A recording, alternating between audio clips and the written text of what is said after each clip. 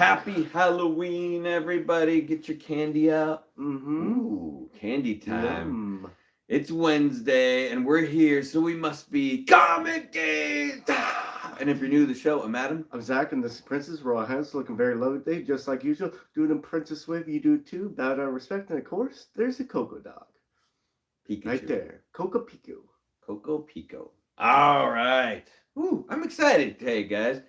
It is Wednesday. I think this is the last Wednesday of October. Should be, because it's like tomorrow's the 31st, and that would make sense. More than sense. So we'll hang out with some Halloween goodness. We got a nice Halloween background for you guys. And we got New Comic Book Day, which was pretty hefty. There's some books coming to an end, and some things that are in the middle, and some things that are at the start. A little bit of this, a little bit of that. We do have the Ultimate X-Men Review, issue number 8, my lucky number 8, as well as our first ever... Oh, CGC pre-screen unboxing. Yes. So we'll get into kind of the details. Pre-screening CGC books is a little different than your regular one, and this is our first time doing it, so it's, I think, a good way to explain it to you guys, how it works and all that stuff. It's only a 2-book submission, though, right? So it's nothing like too crazy. Plus, Zach's extremely pumped on these 2 characters that are in the CGC book, and I called him a fool. No, I'm just kidding. I didn't call him a fool. But I was like, You said they're not going to go Yeah, anywhere. I was like, these characters aren't going nowhere. And then magically they did. So Zach does know a few things. So you never know. He used his Jedi mind trick on Kevin Feige, and he's like, put these characters in the book and prove Adam wrong. But before we do any of that, let's take a swig, quench our thirst, and I'll say hi to all of our friends that came to hang out with us early. I'm going to drink a Cascade Ice organic pomegranate mango. It has caffeine in it, and right now, that's what Zach needs. Right now, it needs some caffeine, maybe cocaine, yeah. But I don't know anybody that sells it anymore, so. Kick it up a notch. Cascade's like that weird, is this like plant-based? Plant-based? Ugh. Natural, it I says. think all things are plant-based. Could be. Except for dog-based. I have a few issues. First to the show. Welcome in all the way from Australia, if that's where you're currently located at the moment. Good to see you, dude. Andrew, the king of New Comic Book Day, is here. How's it going? I just finished up The Realm completely, Andrew, and then I was like ready to get to the next book, and I saw that the last issue was written in 2019. So we may have to wait together to find out what happens after that dragon attack. But I greatly appreciate the book. Awesome story, man. Let's see. Oh, yeah, definitely smash the like buttons. JC Bruck in the house. How's it going, JC? Welcome in. Thomas Caps. Sup, guys? Sup? Welcome in. Welcome in. Be the One You Love is back. Always good to... You're always checking in on us over the years. He's been with us since like the get-go. Like the past 5 years, and always checks in. Thank you, man. Thank you. Jeff Coy in the house. How's it going, Jeff? Welcome in. Nuktak, our good friend Nuktak, always makes it out every time. We greatly appreciate you. How's it going? Pre-screen for a 10.0. I was thinking we should have used that for the thumbnail, been like first ever pre-screen for a 10.0, but we'll have to get into that. Maybe that's crazy talk. Nathan Ralph, how's it going, Nathan? Welcome in. Welcome in. Oh, John Lowe, welcome in. Ooh, did I miss something? Stig Papa, what is up? What's up? Sorry. Han Solo. I always want to say John Lowe, but Han Solo. I know it's you. Stig Papa in the house. Sharky Marky, how's it going? Happy hump day from Canada. Keeping things cool up north as he always does. And Kenneth Bird made it in all the way from Virginia. I definitely need to visit Virginia one of these days. I feel like there's some cool stuff going on there. Oh, yeah. Right? I'm sure there is. Not West Virginia, though. Just regular Virginia. No, I have nothing against West Virginia. I don't know. They're probably both cool. Probably making some enemies now. West Virginia style. I think did they get along? Virginia and West Virginia? I don't know. I've never been there. There could be fights over it. Coco, you know who doesn't get along? Coco and Princess are not getting along right now. All right. You ready to kick things off? Yeah, of course. Kick it off, New Comic Book Day style. Nice fat stack this week, guys. So pretty decent one. I I was kind of a little disappointed in myself. I thought they did Absolute Batman issue 1. The second print came out this week, and I totally forgot. I think I ordered like a noir edition, so it has like the same cover, but it was like black and white. So we'll have to see how that's going. Phil, what's up, Phil? Welcome in, welcome in. But we'll have to see how that goes. Oh, yeah, I was messing me up getting into the live stream. Oh, no worries, be the one you love. We always appreciate you. Always appreciate you. Okay. Ending things. Talking about ending. No particular order on these new comic book day. I actually mixed them up a little bit because sometimes they give them to me based on the vendor as a be, and decided to mix them up. So we've got Amazing Spider-Man issue number 60, the final issue in the run of Zeb Wells' great Amazing Spider-Man run. Take it or leave it if you like it or not. This is the John Romita Jr., the actual cover. It's a double-sized issue, so I think it's like $6.99 or $7.99. And Adam Hughes did a nice giant chest cover of Black Cat. And Mary Jane's got her mouth open real big. He does that. You know, he does that like where they're always like kind of semi-yawning, but it looks sexy at the same time. Oh. Looks good. Yeah, so this will wrap things up with Zeb's run. You know, some people haven't been happy with it. Some people have. It is what it is. The last issue was that big fight between Tombstone and Spider-Man. Peter Parker was the knockdown, drag-out, bloody bare-knuckle fight. Yeah. And it had a nice ending to it a little bit because in the battle, I think Peter was overpowering him and could have taken him down. And he's like kind of saving his daughter at the same time. He was saving Tombstone's daughter, Peter was. And when it came down to the end, he kind of explains to him that I didn't come here to necessarily save Janice, your daughter. I came here to save you from killing her. And like in the middle of the fight, he kind of loses his step, and Tombstone gets the upper hand. He basically has the opportunity to kill Peter, and he decides not to because of like the real reason Peter came there to stop him from killing his own daughter, which would have been pretty gnarly. So I thought that was a good ending to that fit, and we'll see where the final ends. I think there's 4 stories in this, so they've had a bunch of different artists on it. So Zeb's gonna write all of them, but he'll have one with like Ed McGuinness and Gleason and Todd Nuck, I think, are the other artists. So there'll be one story from each of them. So we'll see where this one ends up. One Shot, how's it going? One Shot? Welcome in. Oh, Andrew says he picked up the Adam Hughes cover as well. Definitely awesome. And I have a few. The Zeb runs was a little sluggish. Yeah, I believe we're gonna see Rick Rapp is gonna be in this, who a lot of people dislike Rick Rapp, and Paul. Well, so we'll find out the mystery that is Paul. Hopefully, because I feel like who's gonna keep writing about Paul? Who would keep that character going? Isn't Paul the one that Mary Jane's like getting with? Yeah, that she's with, that came from that other dimension. So like everyone, they were like about to get back together, and then Paul like steps in. DJ Wise, what's up? What's up? Happy Halloween. Thank you, DJ. All right, good stuff. All right, next up, DC All In. I think I'm in love with this cover. This cover is insane. Poison Ivy Swamp Thing #1. This is Feral Trees.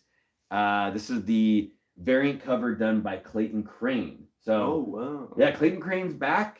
I don't know if he went anywhere, but he actually has quite a few covers coming out for DC. So if you like Clayton Crane, check out some of the books that they got coming out about beautiful, beautiful cover on this. It's actually going to be written by G. Willow Wilson, who's writing the regular series for Poison Ivy that's doing so well. The creator of like Kamala Khan and whatnot. Great writer. Spidey, how's it going? Spidey, welcome in. Hola. But dude, that cover's awesome. So we'll see. I don't usually read her stuff, but Poison Ivy, I may have to read this book. Probably should have gotten the regular cover, so it would have been easier to read. Those like thick ones, you gotta like kind of fold it, you know. That's a good one. That's a good one. You could have 2. Yeah, that's what I mean. You could have had like get the 2 covers. All right, we got Feral issue #7. Awesome cover on this one. Tony Fleece and Trish Forrester. I think they still put the Stray Dogs thing on the top, so they let you know. This is the cat story where the cats are living in an area where rabies is running rampant, and it's sort of like zombie-esque type, where they're running into different creatures in the woods that have rabies, and some of the cats they meet along the way get killed or become their friends. And there's also the area that they're in seems to be quarantined off, where there's like military hazmat people in there that are also killing the animals. And they're not checking to see if they have rabies first. They're like, like, we can't take the risk. Kill this animal. They're following 3 main cats in the story, and it's been really good. I mean, you're still getting like that playful, like cartoonish attitude with also like a deadly situation going on. You're like, focus. Am I looking at you, Zach? He knows what I'm talking to. Exactly. But the last issue was a little slow for me compared to everything else so far. Like issue 6, there was like 1 cat of the group of the 3 that got rabies, and we kind of knew that from the first book that they got scratched or bit, and they've been hanging on this whole time, and then out of nowhere that they basically took over. And we followed this rabies cat all last issue, and it was a little weird. It was a little strange because the rabies cat didn't say anything, so it was kind of like, like huffing along with the foam coming out of the mouth. So we'll see. Hopefully they get back on track, but it's been very good. Other than maybe issue 6, it was not my favorite. Josh Oliver, welcome in. How's it going? Welcome. Like, bring on the Charlie Lee Ray. Charlie Lee Ray. Did I miss that one? Charles Lee Ray. Yeah. I'll be your friend to the end. Oh, that's why Zach's saying it. Oh, I don't get the Chucky references that much. I think I've only seen Chucky like 1 time. You used to be able to see the chant. I'm your friend to the end. Take over people's bodies. I had one of those My Buddy dolls, but I didn't watch the movie a lot. I did too. You did? Well, my father did. The real My Buddy? No, like the Chucky. The Chucky. Oh, I had the actual. Actually, it wasn't Chuckified. He made it Chuckified. Oh, he Chuckified it? Yes. He Chuckified it. Next up, we got Chasm, Curse of the Cane. This is Fox and Brocardo. This is sort of a simple story. I think I'm just reading it so I know what's like going on with Ben Wright. I'm just a Spider-Man fan, so I get suckered into these books. It's not super great, and the artwork's okay in this one, but if you want to know what's going on with it, Chasm and his girlfriend, Hollow's Eve, which makes sense, are trudging through the city, and they're sort of on like a mediocre evil strike. They're not really like causing too much havoc, but they're not really being good at the same time. He gets taken over by Druig, who is that evil Eternal-ish, and they kind of run more of a muck where they run into like some like vermin. Apparently there's more than one vermin now. There's a whole bunch of vermins, and they all live in the sewer. They kill a bunch of them, and then Kane is basically looking for them to track his clone brother down and like put him back on the straight and narrow. As you guys know, like Chasm's missing part of his memory, which kept him good. He can't remember Uncle Ben as I think the main part about it, so he doesn't have any responsibility with said powers. And I don't know. The book's okay. I'll finish it up. I think it's a 5-part miniseries, 4 or 5-part, but not recommending it. It's all right. Oh, love you, Zaki Poo. I still have your shirt. Remember that. What's SP? No, just made it. What would you do with it? No. I'm just saying, like, yeah, that's a really good shirt. It's still looks brand new. It's so crazy. All my other shirts start to look like all ratty. That's true.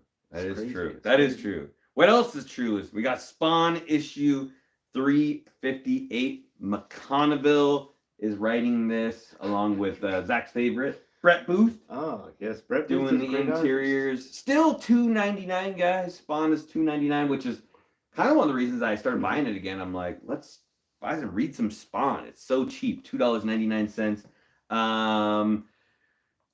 There's still a bunch of stuff going on where Spawn and a bunch of these other characters have all like lost their powers, and now that they've run into this new female character that's like half angel, half demon, half angel, half human, something like that. She still has powers, and now they're fighting against like some of their old. They always bring back the old villains, you know, like the one that Spawn's like always chasing. I felt like I knew exactly what was going on 2 books ago, and then after reading the last book, I kind of forgot what was happening. So I'll have to see what's going on in this book, but it's still good. I mean, it is what it is. Yeah, fair. Nothing like go too crazy. not bad. Right? Spawn. Get your That's Spawn on. very cool. I still feel like it's kind of on a low print run right now. Like not very many people are buying it. So next up, we've got Namor, Jason Aaron, and Paul Davidson and Alex Lynn. So there's two artists working on this. Paul Davidson, Alex Lynn. Great book so far. Kind of flying under the radar. There's not very many variant covers for it. This is just the regular cover A. I'm guessing like Jason Aaron was like, hey, I want to write about the underwater barbarian. I did such a good job with the land barbarian. Let me write a story about the water barbarian. And he was in prison to start out and realized that his kingdom's being taken over. So he broke out and he's been slowly fighting against these other rival kings that were, I think there's like 7 of them. It's like of the 7 seas or something like that. And they introduced a new character. There's a girl, like I think her name's like Kaylani, who's like a childhood friend that was a girl that betrayed him. And apparently that's why we've never seen her up until now. And she's one of the ruling lords. And now they're fighting against some like crazy looking underwater sea people. And they're in the belly of a whale. So we'll see how this turns out. But it's written really well. It's really good. Get like into the deep psyche of the arrogant person that is Namor. What? Also, will Pinocchio show up in this issue? I'm wondering. The next He one? may be in the whale. As a donkey? Do you say Namor or Namor? Namor. Namor. I do too. Yeah. I think that's the proper way of saying it. Submarine Man. Like Nam? Namor. It's like Vietnam. Well, it's Namor. Namor. Namor? I could be either way. It's a good book though. I recommend it. I highly recommend that book. Spawn kills every Spawn. We're up to issue number 5. And God, I want to say this like Morat? Skeetera Morat after Todd. I'm not sure. I can't remember who was can't remember who was doing the book on that or the cover on this. I kind of picked this based on like up off the first book, and it was very goofy. Mm-hmm. And then by the second issue, I kind of fell in love with it a little bit, and it's just super funny and very lighthearted. Also $2.99, so you can't really go wrong with like a $3 book. And we're still following the Chibi Spawn, and he wants to kill all the other Spawns, and he's putting together a team to kill a bunch of Spawns, and then that team gets killed, or he like recruits other people, and then they get killed, or other people are trying to kill him because they're trying to kill all the different Spawns. But it's just funny. At the end of the day, like each of the end of the days, he like goes back to his house and he has like a little bow on his head, and like you get to see him. He's got the all scarred up face like regular Spawn. It's funny. It's like I said, it's kind of like that Invader Zim kind of feel to it. If you ever read any like Invader Zim, yeah, Invader Zim's fun. Yeah, it's fun. Spawn kills every Spawn, and I don't know. They've introduced a lot of new Spawns in this book. I don't know if it means anything or ever gonna go anywhere. But they each get like their own like special title. Like they'll be like so and so Spawn, and it's like all big and like kind of like like each Spawn has its own like name, Gunslinger Spawn and the other Spawns. I can't even think of them right now. Gary B, Spawn. What's up? Bulldog, welcome in. But funny book. Okay, cool stuff. Phases of the Moon Knight came out this week, so this is the 3rd issue, and as you guys know, Phases of the Moon Knight, or you may not know, is not really an ongoing story. So I didn't realize it until now, but it's kind of like the Spider-Verse, only now we have like the Moon Knight verse, and I don't know how I feel about that. We'll see. Either way, these covers are awesome. That's the one. There's Ivan Tao, which is the variant cover, and then the other one is also a design cover. And I don't want to butcher the person's name who drew it, but it's like an anime artist. And I could not pronounce it, but this is the first appearance of 2 Moon Knights. One is an anime style Moon Knight, and then the other one is a just new Fist of Khonshu. So I think it's also a female too, but it's split up in just like Spider-Verse. There's 3 stories inside there showcasing 3 different versions of Moon Knight, stories of Moon Knight. You know what I mean? So they're like maybe testing the water to where they can like introduce new Moon Knights, which could be good or could be bad. I know not everybody digs like having like 50,000 Spider-Man characters, and then Like they gave the Venom treatment. So now Venom, there's like 50,000 Venoms out there now. And now apparently we're going to have like 50,000 Moon Knights. We'll see. Regardless, these covers are really cool. And there's 2 first appearances in this book. So Zero's loving the Pikachu. You got to catch them all. Got to throw the Pokeball. Super Ball, right? Master Ball. Is the Master Ball better than the Super Ball? Yes. Pretty sure. What about the Ultra Ball? I think the Master Ball's... Well, there's one above the Master Ball, I thought. Super Master Ball? I mean, there's like 20 million different Pokemon games, so there's probably a lot of Pokeballs now. All right. You gotta get them all. Speedball. Second to last, but not least, we have Wolverine's Revenge, issue number 3. Jonathan Hickman and Greg Capullo. And the crazy thing is there's a lot of really good covers for this book. Mm-hmm. But you have to go with the Capullo cover, which is cover A, and you got a nice Wolverine getting choked out by Colossus. And this is a cool book. It's like not in continuity. I'm guessing Hickman had a really cool story to write about Wolverine getting pissed at some people and needing revenge. I'm finally understanding what the title means. So like in the story, I think Princess read the first issue. There, Magneto blasts off an EMP, which he sometimes does, and takes out like most of like the electrical stuff in the world, at least in the United States. And Shield figures out that like Europe still has some power generators, so like, hey, let's send over our men to go get them. And like Wolverine and company with a bunch of people all go over there, and they all get killed except for Wolverine by like Colossus, Omega Red, Sabretooth, Deadpool. I feel like there's one other guy. But they kill all of them, and they like put a bomb in Wolverine's chest, and he explodes, but he comes back to life because he can't die. And he's basically upset, really upset at these people who screwed him over. And now he's getting his revenge. And now that I've read the second book, now it totally makes sense. So I think it's just going to be him going after one after another and killing each of them in a really messed up way. So in the last book, he hunts down Mastermind, who's that old like X-Men villain character, and he tortures him until he gives him information about his first victim. And so he goes and figures out where Sabretooth is, and he meets up with Forge ahead of time to get a special serum before he fights Sabretooth. And I don't think you get to hear what the serum is right away, but as soon as the fight starts, he injects Sabretooth with him and then stabs him a whole bunch. And I think Sabretooth's pretty confident that he can beat Wolverine. And then he realizes partway through the fight that he's like no longer healing. And Wolverine proceeds to like gut him with his claws. And if you guys know, this book comes in a red band version. So I'm guessing that's kind of like the whole jam is like, he's now gonna, each book, John Wick, each one of these characters that has screwed him over. And we'll basically get to see him kill all of them in a pretty gory, bloody fashion. Drawn by Greg Capullo, which I'm on board for. So should be cool. There's a little bit of controversy around this book. I think something happened with like the colorist quitting and wasn't happy with Greg Capullo. So we'll have to see how that turns out. Something about something. I don't know all the deets on that, but interesting. Yeah. Yeah, very cool. So we'll see. Sounds like an interesting read. One last book of the week, guys. Bobby, welcome in, Bobby. How's it going?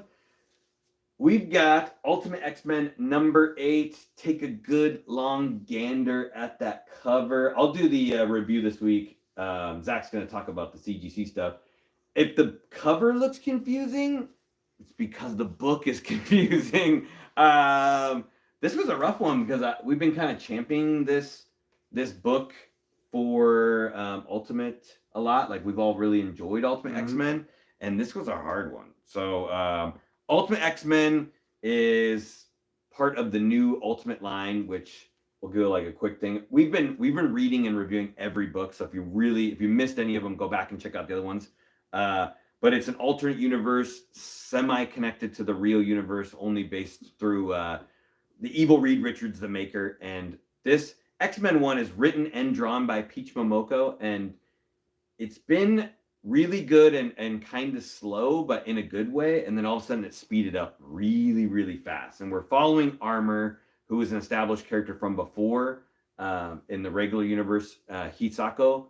And she's making friends along the way. And so far, they're all like different versions of other Marvel characters. So you have like May Storm, who's kind of like a different version of Storm. You have like a Psylock character. You have Nico from Runaways. There's a Cyclops female character as well, and then there's a bunny character. I think that's a character from Runaways as well, right? I think so. That sounds about right. So yeah, they've added in a lot. They're putting together their X-Men team, which is now, in my mind, getting a little confusing. But there's a group of people called the Children of the Atom, and they are either somehow creating mutants or they're trying to control mutants. Not 100% sure. It seems like they're draining some sort of essence out of one of the mutants, and they're maybe using that to create new mutants. Not that new mutants, but new mutants. But so in this issue, and like I said, super confusing. There's a YouTuber, so some sort of YouTuber influencer that is going to visit the school where a lot of people killed themselves, and this book has a lot of suicide references to it, where like her Hisako's best friend killed himself because of bullying, and then a lot of the people that were bullying him killed themselves as well. And it may be because of him coming back in some form of like either, I don't think he's quite the Shadow King, but I don't know if there's like another guy that I think is the Shadow. They may be the same person. I think it's the same person. Because that one guy is still alive though. I'm not quite sure. But she goes there sort of like a ghost hunt. So it's like, we're gonna visit the school. I got my camera out. I'm recording myself as I'm talking to my fans. I'm telling them to like, subscribe, do all that stuff too right now on our show as well. She does the same thing. But as they go there, and this book cuts over like a lot. Like it's like, okay, we're talking and doing her story. Then they and this is a new character. We've never met this YouTube person character before. And then it splits over to Psylock's character, and she's dealing with her brother. And then the last book, they were turned onto a dead body that was in a suitcase, and her brother is a police officer, and the Psylock character goes to the school with the other kids. And they try to get to the suitcase first for some weird reason. And when they get there, the group that's in charge of the Children of the Atom, I think they killed somebody and like put him in the suitcase to ditch the body. Is that what it seemed like to you? No, it was the children. It was did you say that? It was the children that they were testing on that didn't survive the treatment. Okay, yeah, but the Children of the Atom, like the group, right? Yeah, they ditched the body. Yeah. One of the people in the group, chopped them up and then put them in the suitcase and was supposed to dispose of them correctly. And they just threw them out, like, by the river. Stupid. Oh, okay. Yeah. Oh, thank you, Andrew. Yeah, the bunny character is Molly Hayes from Runaways. I thought that's what it was going to be. I thought there was two Runaway characters. I think it's the one that controls dinosaurs. That could be right. Now, hopefully there's a dinosaur that shows up. So you get this little back and forth. There was a thing with like Psylock rushing to get to that suitcase before her brother, and then like some people showed up that were with the company, and they're like, we need you to sign this NDA so you don't tell anybody about it. And it was sort of wishy-washy. But I think the Psylock posted the video of the suitcase online as well with the dead body, so like everybody could see it, which was kind of strange they did that. But anyway, we move over back to the school, and it's the three main girls of the group, which is going to be like Hisako, May, Storm, and then Nico.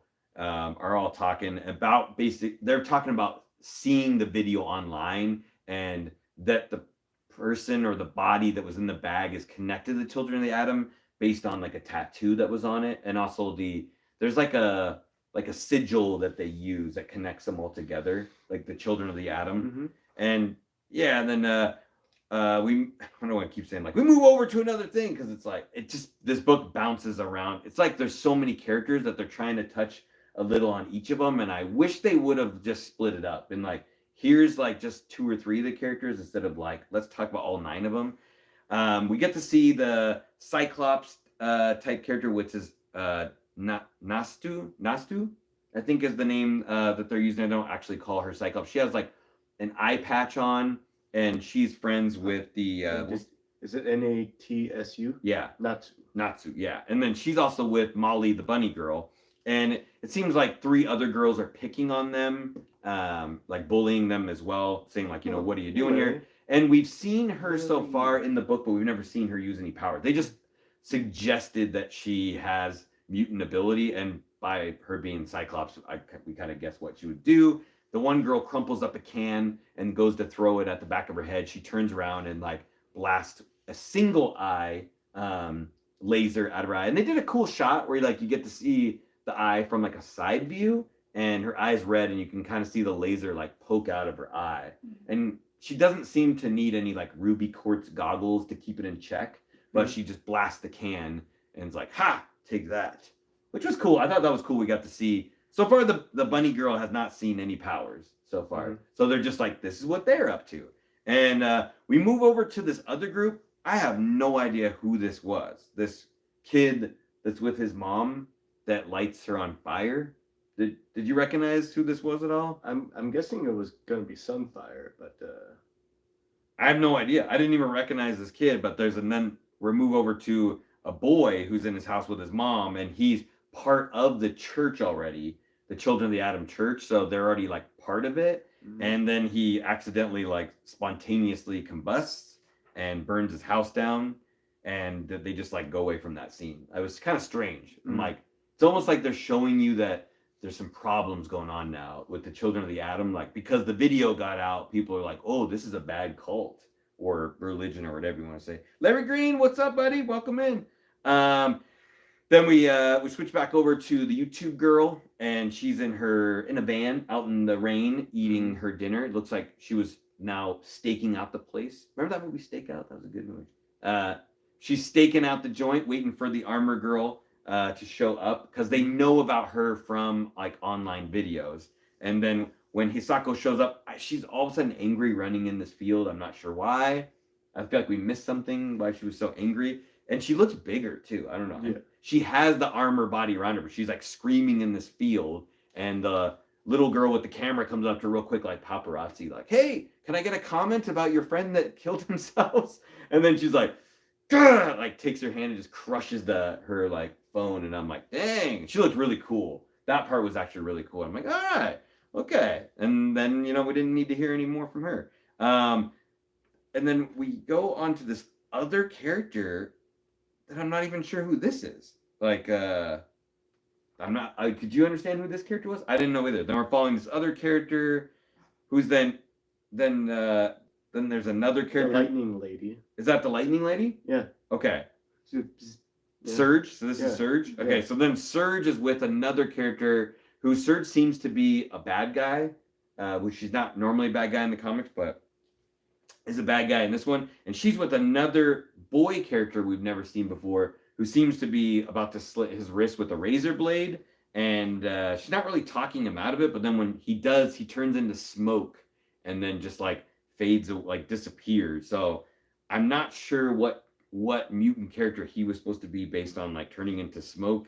We move around a little bit more. There seems to be a lot of social media aspects of this book. So a lot of people are posting about the Church of the Atom, and then different people who are dealing with it are seeing like these tidbits and having like their reaction to it. So in the last couple panels, we get like all the people's that are in the story's reaction, and the leader of the Children of the Atom tells them in the posting that they're like, does this mean the world is coming to an end? And he says yes.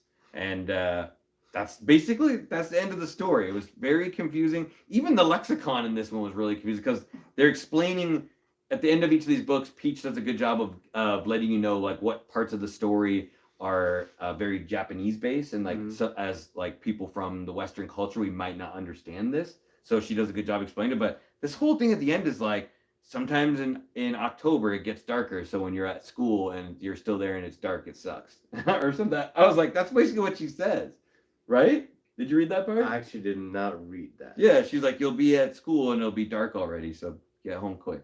I'm like, good luck. I'm like, that's true everywhere. So yeah, Ultimate X-Men 8. Hopefully she reins it in a little bit, reins us in. It felt really scattered. I don't know. I was a little disappointed in this issue compared to the other stuff. So we'll see where it goes. Ooh, Righteous Flipper in the house. How's it going? Novice comic teacher takes it from me. Ooh. I think we need to talk, Huzzah. Yeah. Rockin' Comics, what's up? Finally caught it. No worries, you made it. And Robo's in a trick or treat. So yeah, that's the quick review. What do you give that Ultimate X-Men, Zach? like a 2.8. Wasn't bad. That's generous. I'll give. Yeah, I'll give that. I'll stick with that. I like that grade. 2.8. What do you think? Does you give it a little higher? Mhm. Okay. I will admit, I think the artwork was better in this one than I've seen. The artwork was much higher quality in this one, so I don't know if that was like the disconnect. I also just think it's hard when you bump up from like 3 characters to 9 characters. Now we're following 9 characters, maybe even more. It might even be more. We're maybe even following more characters. Right, So right. I don't know. It's difficult. It's difficult. We'll see where it goes. We're gonna keep going. Maybe issue 9 will bring it home.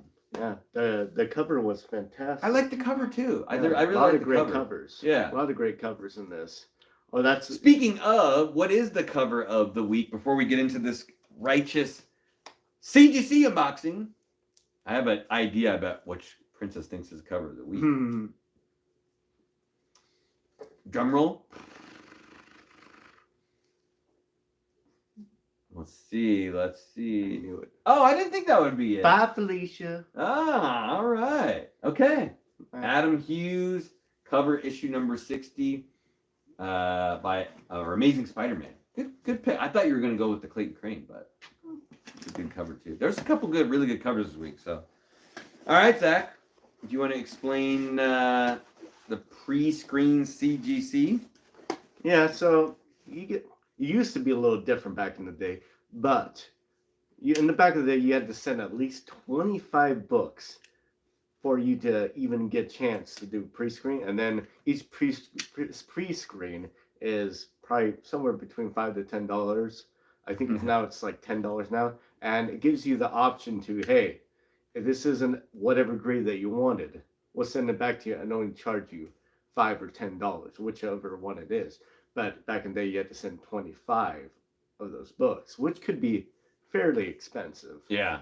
So And they have to be all in the same modern, yeah. silver. You can't send like 10 silver and then like 15 modern. It has Yeah. to be all modern or all silver, right? They'll split it up and grade it as is, and then you get stuck with a lot of books potentially you don't want in those grades, Yeah. unless you don't care, which is cool too. And now they changed it where you can send any amount of books in for pre-screen. Of course, they do still have to be in the same era, like modern, like pre-1975, after 1975. If it has to be like, if it's above a certain price, that's another tier. Walk through all of that stuff. There's a lot of different tiers. Anyways, I only sent 2 books in at the con. One of them I was actually thinking about getting signed, but then that was a big pain in the butt. So I just got them both sent in modern and pre-screened it and hope for the best. And you did a press and clean. I did also do a press and clean.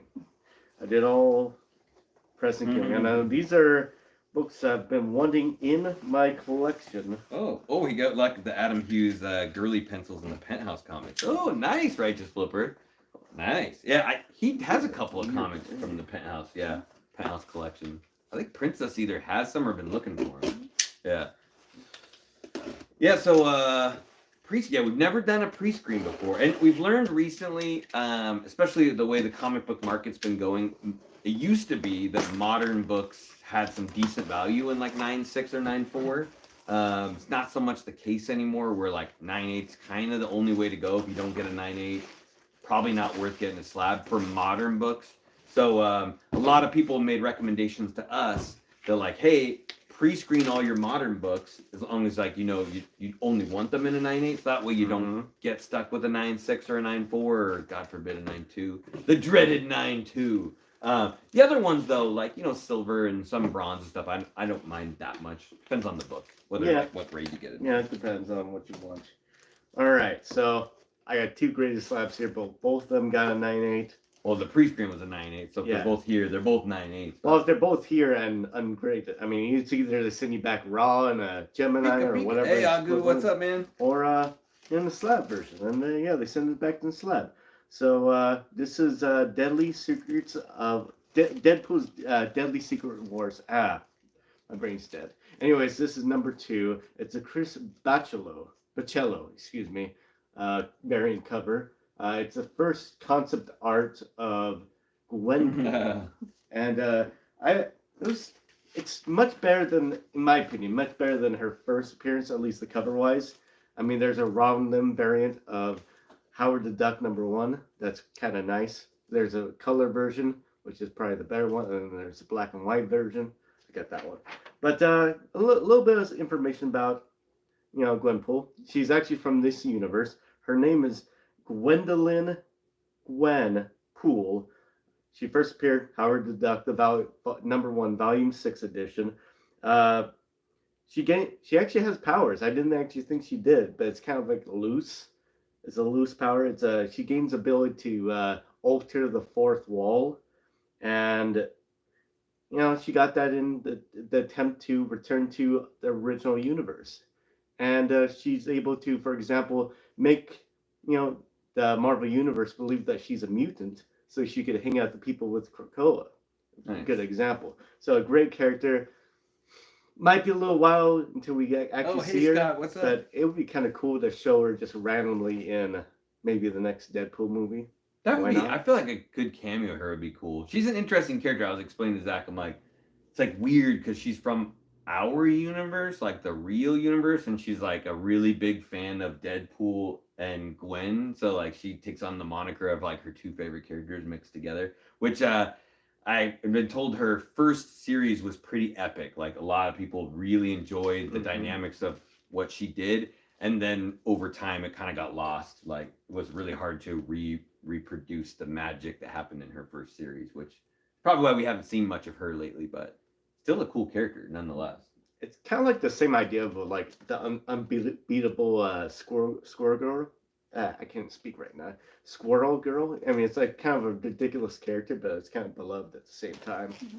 Ridiculous. All right, so What else you got there, Zach? another book. I was actually a little surprised it got a 9.8. I was pretty sure that one was going to get 9.8, but I got here Amazing Fantasy 15, Ooh, the 2006 edition. not the 1963 No, that'd be crazy if you got 9.8 on that. 1962. It's like, and it's worth more than this house. So the first appearance of Amadeus Cho as a human. What? Great character.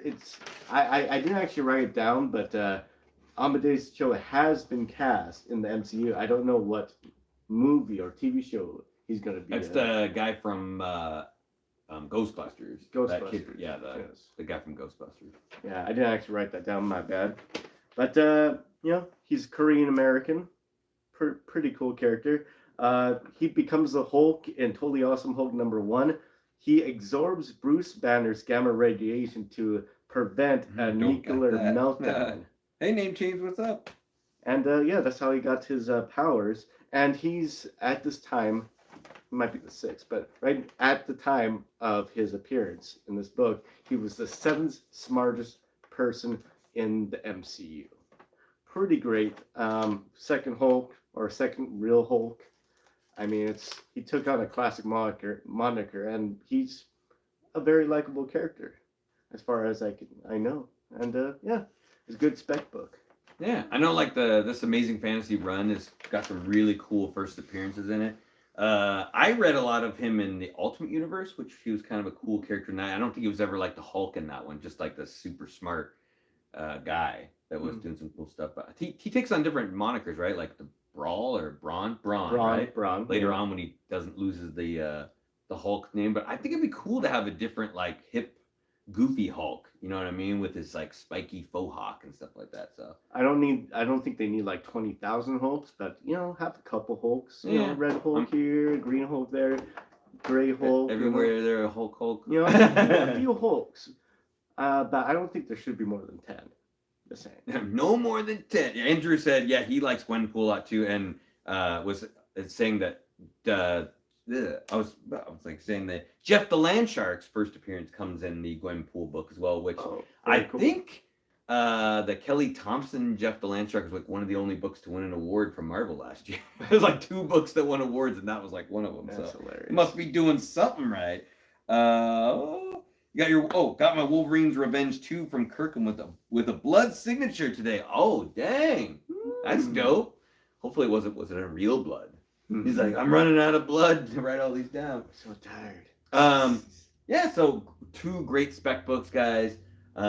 Really cool CGC pre. I'm proud of you, Zach, getting proud and jealous that you got both of those books in the 9.8. So good score. Yeah, good job. I know it's still kind of like one of those things where like It would suck to send them in and you just get both books back and they charge you like is it still $5 or is it more? I think Is it's $10. It's 10. They like charge you $20 and you just And get you your have to books pay back. for the press. So And the like, shipping too. and the shipping. Yeah, so be careful with it. But we do recommend if you do any like new books, I would definitely pre-screen a 9.8. It's just not worth it, you know, at that point. And then you have to like look at that 9.6 and you're like, why? Why, God? When's gonna be my turn? Right? All right, guys. We'll leave you all at that. News for this weekend, though. We're all doing a double header on Whatnot. So come check us out. Adam and Zach first, 3 p.m. Pacific Standard Time. We're going to have a crazy lineup. As always, dollar starts, 30-second auctions. It's going to be amazing, fun. Zach's going to party it up. And Princess will be on right after at 6 p.m. Pacific Standard Time. I believe it'll be... This is your Halloween episode? No. Oh, you did your Halloween show. And then there will be mystery pulls. So hang tight on all that. Mr. Taz, what's up? Welcome in. Welcome in. Guys, I don't think people show you guys. Oh, no worries. I appreciate you. Can you tell smoking a lot of weed right now? Can you tell how you're smoking? Yeah, it happens. This is a great show to watch if you're smoking weed. It's legal in Washington, so it's pretty chill around here. But thank you, everybody, for coming to hang out with us every Wednesday and showing us some love. There's 35 people in here. Thank you, guys. You guys are awesome. Loving the love tonight. Great show. We will, everyone, do the like button, subscribe button. Leave a comment down below. Let us know what your favorite Halloween candy is. I want to see them all. Zach wants to see those candy games. And Zach, you got anything special? Yeah, you guys share. How you do that is you have to get a very comfortable blanket and a pillow set. And you got to wrap yourself up. I might you think about maybe getting like a little heating blanket too. You get all nice and warm. And then you have a good night's sleep. And then you become the human burrito? The human bedtime burrito. Human bedtime burrito. Happy Halloween, everybody. Happy Halloween. Make sure you have candy for the kids so they don't toilet paper your house. Yeah. And we'll see you guys all next time. Catch yourself a Pikachu. Have a great Stay nap, safe. everybody. Get those gains. Get those gains. Nap time. Nap time. Get those nap games. I'll go take a nap.